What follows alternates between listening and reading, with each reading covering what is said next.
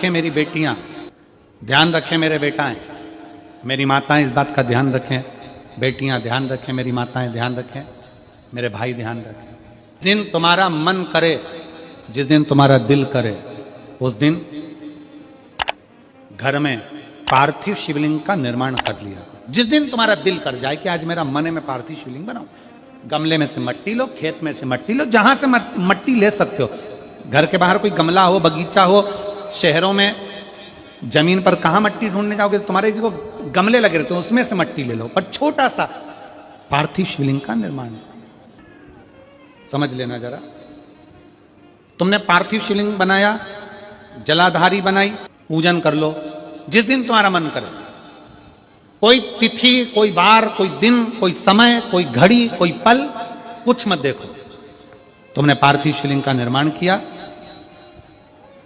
3 आखा चावल, 3 अक्षत। आखा चावल जानते हो, साबुत दाना, आखा चावल। 3 चावल के दाने, एक गणेश जी की जगह, एक अशोक सुंदरी की जगह, एक षडानंद कार्तिकेय जी की जगह। 3 चावल दाना। 3 दुर्वा, एक गणेश जी की जगह, एक अशोक सुंदरी की जगह, एक षडानंद कार्तिकेय जी की जगह। 3 बेलपत्र, जहां पर माता पार्वती जी का आपने ये जलाधारी बनाई है, उसी जलाधारी पर यहां से पानी बहता है, इसके ठीक विपरीत में यहां 3 बेलपत्र, तीनों रख दीजिए। और छोटा सा कलश हो या बड़ा सा कलश हो, 3 लोटा जल यहां बैठकर, जहां पर आपने बेलपत्ती रखी है उसी के वहीं पर बैठकर इस शिवलिंग पर 3 लोटा जल धीरे धीरे अपने मन की कामना कर कर, बाबा आज मैं दुखी हूं, बाबा मुझे ये तकलीफ है, बाबा मेरे बच्चे ये काम में गए हैं, बाबा ऐसा है। 3 लोटा जल बाबा को धीरे धीरे अपने भाव कहकर, फिर तुम्हारे पास में जो पूजन का सामान हो वो चढ़ाकर बाबा की आरती कर कर दिया लगा दो। जब दिया ठंडा हो जाए उस शिवलिंग का विसर्जन कर दो। आप पाओगे, आपने अगर 2 या 3 बार कभी भी तुम्हारा मन करा कर लिया, आपको खुद लगेगा कि मेरे घर में संपदा कैसे बढ़ रही है और कार्य कैसे सिद्ध हो रहा है। शिव आराधना में भगवान शंकर की, शिव भक्ति में भगवान शंकर की अविरल भक्ति में पार्थिव शिवलिंग का निर्माण और पार्थिव शिवलिंग की पूजन हमें बल प्रदान करती है।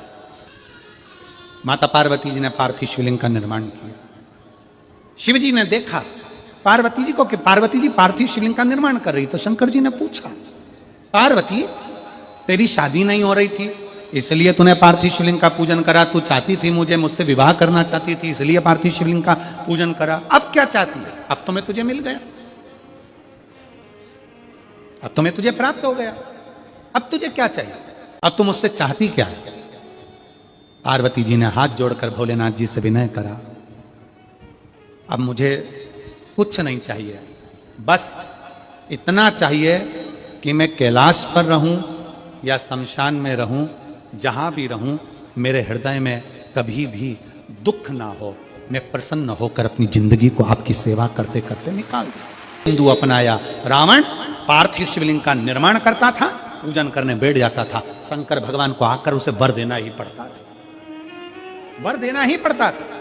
पार्थिव शिवलिंग के निर्माण का, पार्थिव शिवलिंग के पूजन का, पार्थिव शिवलिंग की आराधना का फल भोग। कितने लोग हैं, आप लोगों ने बनाया कभी पार्थिव? बनाया, सावन में बनाते हो गुरुजी, है ना, ऑनलाइन जब पार्थिव शिवलिंग का निर्माण होता है तब बनाते हो, पर बीच में कभी तुम्हारा मन कर जाए एकदम, जब तुम्हारा मन हो।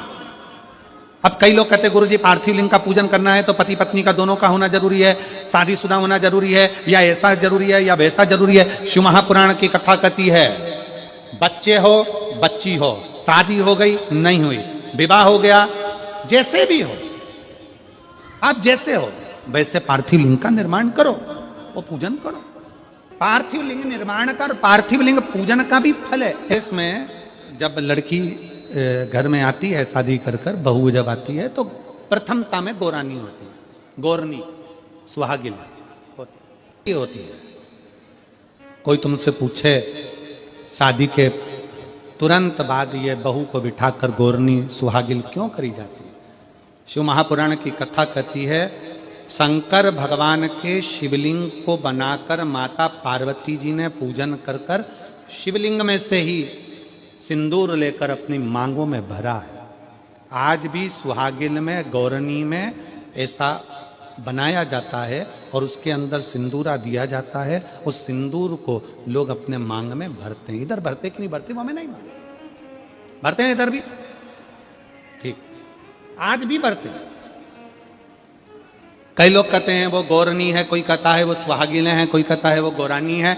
शिव महापुराण की कथा कहती है ये पहली पूजन मेरी माता पार्वती जी ने अखंड सौभाग्य के लिए करी थी, इसलिए आज भी पहली बार शादी करने के बाद पार्वती जी पहली बार इस पूजन को करी थी। आज भी शादी के बाद सुहागिनें घरों में होती हैं, जब बहू प्रवेश करती है उसके बाद आज भी करते हैं।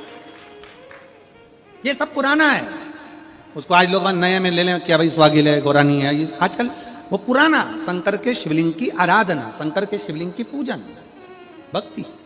जब पार्थिव लिंग का निर्माण किया जाता है, पार्थिव शिवलिंग को जब बनाया जाता है तो पार्थिव शिवलिंग का एक नियम है, आप उसका स्मरण जरूर करें। जैसे ये थाली है, मान लो ये थाली, आपने मिट्टी का शिवलिंग बनाया, पार्थिव शिवलिंग बनाया। कई माताओं की आदत रहती है थाली की किनार से हाथ को पोंछकर उसको भी लेकर शिवलिंग में लगा दे।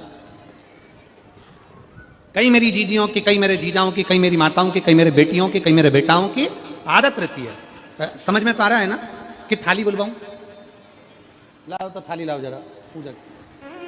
कई मेरी जीजियों की आदत क्या होती है, पार्थिव शिवलिंग का निर्माण करेगी, मिट्टी इसमें भर लेगी, सब कुछ कर लेगी। आप मिट्टी इसमें मिलाओ, मिट्टी मिलाने के बाद में आप उसका पार्थिव लिंग का निर्माण भी कर लो, मना नहीं है। पर निर्माण करने के बाद में जब पार्थिव शिवलिंग का निर्माण कर लो, उस समय पर हाथ को इस तरह से पोंछ कर फिर शिवलिंग में उस माटी को लगाना, यह श्रेष्ठता नहीं है।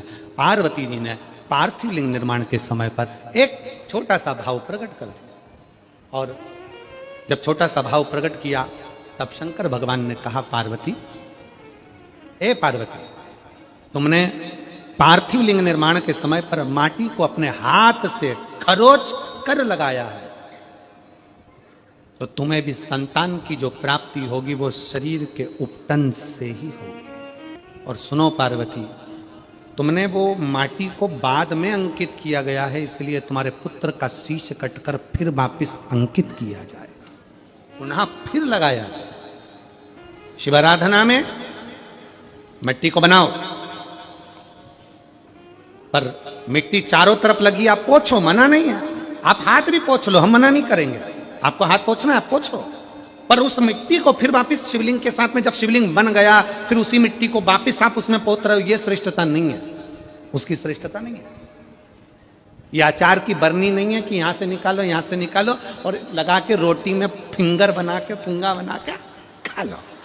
आप निकालो, मना नहीं है। मिट्टी का पार्थिव शिवलिंग बनाया, थाली की मिट्टी साफ करी, साफ कर कर आपने किन्नौर पे झड़ाया, हमें मना नहीं है। पर ये मिट्टी वापिस शिवलिंग में नहीं लगी, ये मिट्टी फिर अलग से रख दीजिए। उस मिट्टी का भले फिर आप नंदी बना लो, उस मिट्टी का आप दूसरा कोई सखी बनाना है, नंदी बनाना है, कुछ बनाना हो, सांप बनाना हो, सब कुछ बनाओ, हमें मना नहीं। पर शिवलिंग की जो आकृति है उसमें फिर ये मिट्टी का प्रयोग नहीं हो। पार्थिव पार्थिव है।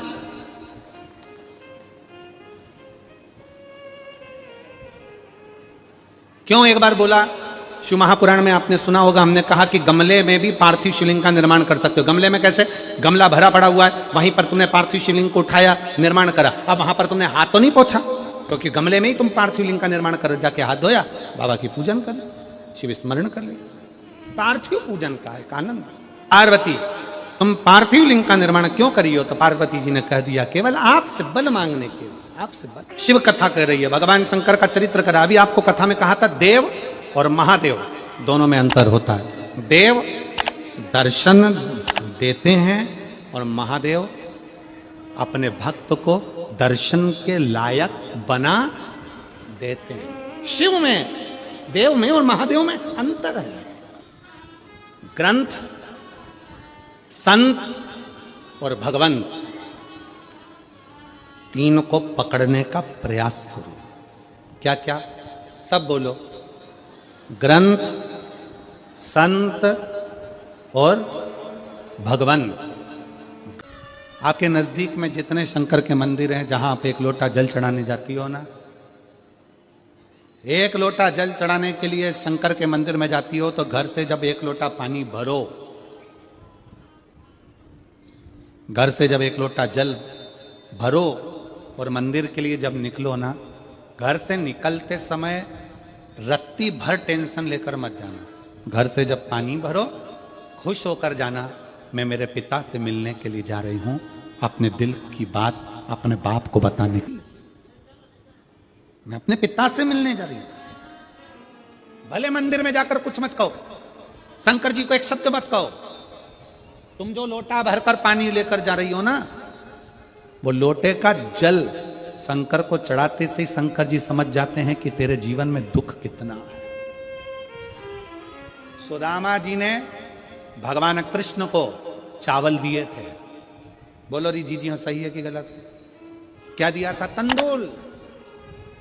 सुदामा जी ने यह कहा था कि मुझे बहुत दुख है। बोला था कि सुदामा जी ने कहा था कि मेरे बच्चों को खाने के लिए अन्न नहीं है। सुदामा जी ने कहा था कि मेरी पत्नी की साड़ी फटी हुई है। सुदामा जी ने यह कहा था कि मुझे दुख बहुत है, दर्द बहुत है, मेरा झोपड़ा टूटा है, मेरा मकान नहीं है। सुदामा जी ने यह कुछ भी नहीं बोला। सुदामा जी तो तंदूल लेकर गए थे, और तंदूल ले जाकर जो भगवान ने उस तंदूल को लिया, तंदूल को पाते से ही भगवान समझ गए थे कि इसके घर में दुख कितना है। तंदूल मुख में गया और भगवान कृष्ण समझ गए कि दुख कितना है, 3 लोक का राज्य दे दिया। सुदामा जी जैसे ही तंदूल दिए, भगवान ने सोच लिया कि तंदूल की दशा क्या है। उसी तरह जब जल शंकर जी पे चढ़ता है, तो शंकर जी को तुम कुछ कहो मत कहो, वो जल तुम्हारे घर की पूरी दशा बता देता है कि इससे तकलीफ कितनी है। क्यों? दुख की बात कहां पर करते हो, तकलीफ की बात कहां करते हो, कष्ट की बात कहां करते हो? सारा घर का मनन चिंतन कहां पर होता है? रसोई घर में। सारा मनन चिंतन कहां होगा? रसोई घर में। देवरानी जेठानी बात कहां करेगी? रसोई घर में। कोई दुख हो गया, तकलीफ आ गई, बात कहां होगी? रसोई घर में। अरे वो उनने ऐसा कर दिया, वो काका जी की तबीयत खराब, काकी जी कैसा हो गया, वैसा हो गया। सारी घर की सारी चर्चा रसोई घर में होती है। और जो तुम पानी भरकर लेकर जाते हो, वो रसोई घर में से भरकर लेकर जाते हो, तो वो पानी के अंदर तुम्हारी वाणी की तरंगे उस जल के अंदर हो जाती है। जब जल महादेव को चढ़ता है, उसे सब ज्ञात हो जाता है कि इससे तकलीफ क्या है। मंदिर में जाते हो, आप किसी भी मंदिर में, राम जी के मंदिर में जाओ, हनुमान जी के मंदिर में जाओ, कृष्ण जी के मंदिर में जाओ, पंडित जी क्या देते हैं तुम्हारे हाथ में? जम के बोलो जल्दी से, क्या देते हैं? चरणामृत देते हैं।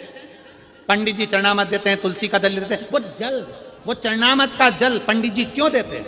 मंदिर का जल ऐसा क्या है कि मंदिर के जल से पीने से तुम्हारी अकाल मृत्यु टल जाती है? उस जल में ऐसा क्या है? उस जल में ऐसा क्या है? जल वही है, बस भगवान के सामने रखा जाता है, आरती होती, घंटी बजती, मंजीरे बजते, मंदिर में हर हर महादेव होता, जय श्री कृष्णा जय राम जी की होती, तो वो ध्वनि उस जल के अंदर चली जाती है। वो जल जब हमारे उदर में जाता है, तो हमारी अकाल मौत भी टल जाती है। वो जल की तरंग हमारे को मौत को भी टाल देती है, मृत्यु को भी टाल देती है। महाराज, संसार सागर में जन्म लेना और संसार सागर में जन्म लेकर अगर भगवान की भक्ति हो जाए, एक लोटा जल महादेव को जब आप समर्पित करें, एक लोटा जल जब आप महादेव को चढ़ाने के लिए जाएं, कुछ मत कहो, ना कह सकते मत कहो।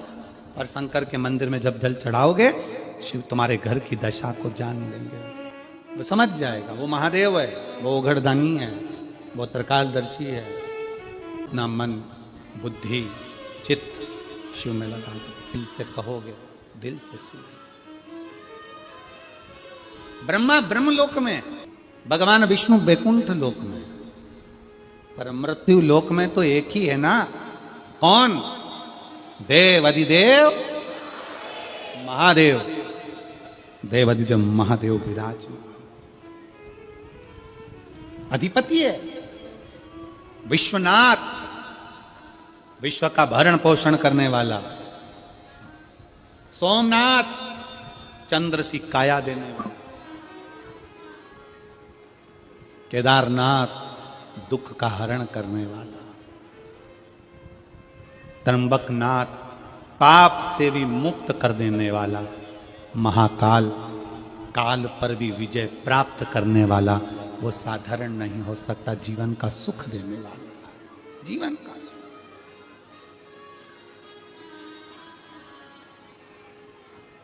इसलिए अनोगरदानी त्रिकालदर्शी कैलाशी अविनाशी शिव की कथा कर रही है।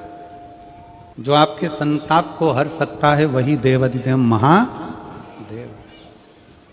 पार्वती मैया बाल्यावस्था से भगवान शंकर की आराधना में लगी थी, भगवान शिव की भक्ति में लगी थी, भगवान शंकर के शिवलिंग की आराधना करती थी। शिवलिंग आराधना का पुण्य पार्वती माता को मिला, शिव पार्वती जी को प्राप्त हो। शिव आराधना का पुण्य ही यही है। देवता में, देव में और महादेव में एक बहुत बड़ा अंतर है। देव और महादेव में बहुत बड़ा अंतर है। देव दर्शन देते हैं। देव क्या करते हैं? जम के बोलो जरा। दर्शन देते हैं। देव दर्शन देते हैं। महादेव आपको दर्शन के लायक बना देते हैं। दोनों में अंतर। देव और महादेव में अंतर है। देव दर्शन देते हैं और महादेव अपने भक्त को दर्शन के लायक बना देते हैं। महादेव अपने भक्त को दर्शन के लायक बनाते हैं। आपको भगवान ऐसी जगह पर